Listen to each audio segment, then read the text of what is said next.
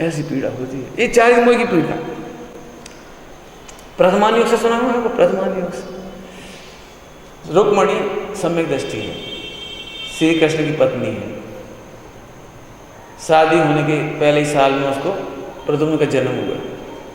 अभी वो प्रद्युम्न का जन्म एकदम जैसे जन्म होता है ना, तो फिर माता थोड़ी बेहोशी हो जाती है, एकदम बहुत पीड़ा होती है ना, एकदम पीड़ा में से एकदम निकलती हुई ऐसे, और पीड़ा में पड़ी रह रही हो। नींद लग गई उसकी, नींद लग गई तो सो गई। तो व्यंतर उसको उठा के ले गया, प्रद्युम्न को उठा के ले गया। लंबी रामायण तो नहीं सुनाऊं फिर क्या हुआ, लेकिन मुझे तो रुक्मणी की सुनाना। तो जैसे रुक्मणी की आंख खुली तो बच्चा तो गायब था। एकदम घबरा गई, कौन ले गया, कहाँ गया? नौकर ने तो गायब नहीं कर दिया, कोई खिलाने ले गया।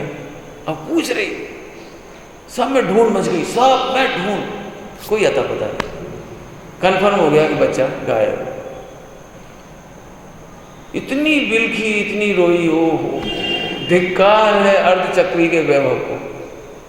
तुम्हारी सेना किस काम की, तुम्हारी क्या कहलाती जो नौकर नौकरानी, इतने सोने चांदी के बर्तन, वही महल, सब धिक्कार है। ओहो अर्धचक्री का पुण्य भी मेरे पुत्र का दर्शन नहीं कराने। कहाँ गायब हो गया, कैसे चला गया? जल्दी पता लगा, सब जगह ढूंढ मचवाई, जितनी ताकत थी कृष्ण की सब ढूंढ, नहीं पता। तो आखिरी में उसने निर्णय किया कि धिक्कार है ऐसे भोगों को, हमें नहीं रहना ऐसे महलों में। अर्धचक्री का वैभव भी पाप के उदय में शरण नहीं है, वो तो जिन धर्म ही शरण है, आदि का माता ही शरण है। सो दीक्षा लेने के लिए जंगल में चली गई, रुक्मणी जंगल में चली गई। जंगल में जाने के बाद निवेदन किया, हमें दीक्षा दे। दीक्षा के पहले सब जानकारी तो ली जाती है, क्या बात है, क्या बात है, चेहरा उतरा हुआ है, घबरा रहे हो, रो रहे हो, आंखों में आंसू बह गए, बात क्या है, बता दिए सब। अब आरिका माता जी ने ऊपर पोए में पड़ गई वो कि दीक्षा दें कि नहीं दें। इतने दुखी चित्त को दीक्षा देना नहीं चाहिए, और इसको घर जाने में अच्छा लग नहीं रहा, थोड़े दिन में ठीक ठाक हो जाएगी, दें कि नहीं दें। फिर उसको ऐसा विकल्प आया आरिका को कि अपन आचार्य श्री से पूछते हैं। तो आचार्य श्री के पास जाके निवेदन किया, ऐसी ऐसी घटना है, आप बताइए इनको हम दीक्षा दें कि नहीं दें। तो आचार्य श्री अवधि ज्ञानी थी, उन्होंने कहा बेटा अभी तुम्हारी दीक्षा का योग नहीं है। तो कब आएगा, कब आएगा? कि जब प्रद्युम्न दीक्षा लेगा तुम्हारा पुत्र, तब तुम्हें दीक्षा का योग है। अब जरा परिणामों की स्थिति देखना। जिस घर में किंचित मात्र अच्छा नहीं लग रहा था, खाना पीना चलना फिरना, उसी समय सत्यभामा को भी बच्चा हुआ। सत्यभामा की बच्चे के गीत गाए जा रहे हैं, बधाइयाँ दी जा रही हैं, उसके पीहर से वो आ रहा है, ये हो रहा है, वो हो रहा है, वो ऐसे देख रही टुकुर टुकुर। 16 साल तक पीड़ा पीड़ा पीड़ा पीड़ा पीड़ा, एक क्षण अच्छा नहीं लग रहा, वो खाना पड़ रहा है, एक क्षण अच्छा नहीं लग रहा, पुत्र का विरह, 24 घंटे पीड़ा। ये है चारित मोह की पीड़ा। चाह करके भी दीक्षा नहीं ले सकते, नहीं चाह करके भी उसी जलते हुए घर में रहना पड़ता है, एक क्षण भी जहाँ अच्छा नहीं लगता। ये चारित मोह, अब सोचो कैसी पीड़ा होती होगी जहाँ बिल्कुल नहीं चाहते हो रहना पड़े। अभी तो आप रहना चाहते हो ना दर्शन मोह, इसलिए आपको मजा आता है। जब दर्शन मोह नहीं होगा तब चारित मोह की पीड़ा समझ में आई।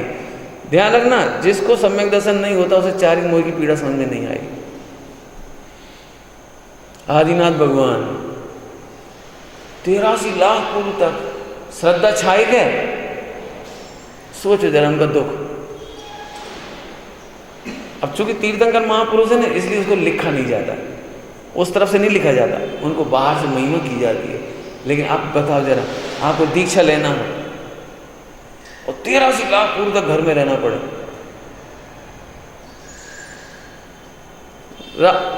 डाकू के चंगुल से आप एक सेकंड नहीं रहना चाहते, तत्काल निकलकर भाग जाना चाहते, ऊपर से झाड़ू लगाना पड़े, रसोई बनाना पड़े, उसे खिलाना पड़े, उसके हाथ पैर दबाना पड़े, कैसा लगेगा बोलो? ये है चारित मोह की पीड़ा।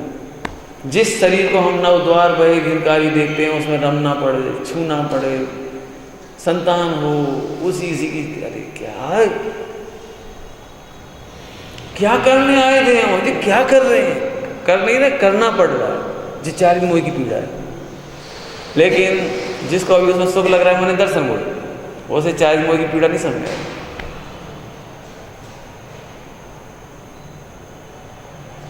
हाँ, इसलिए दर्शन मोह चार मोह का अभाव हो गया। अब सुनो, श्रद्धा भी सम्यक हो गई और चार भी अनंत काल के लिए स्थिर हो गया। अनंत सुख, ये है मोक्ष का सुख। और ये अवस्था आत्मा की है, इसका नाम मोक्ष नाम का पदार्थ, इसका नाम है मोक्ष नाम का पदार्थ। ना कोई शंका, ना कोई दुविधा, ना कोई टेंशन, ना कोई बाधा, अनंत काल तक अक्षीण सुख।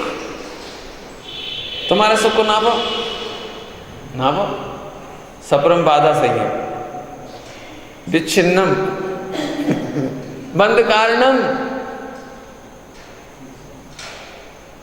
करके बता। एक भी सुख भोग के बता दो, 5 इंद्रिय खरे खरे दुख है। लेकिन समझ में कब आए? जब आत्मा का सुख समझ में आए।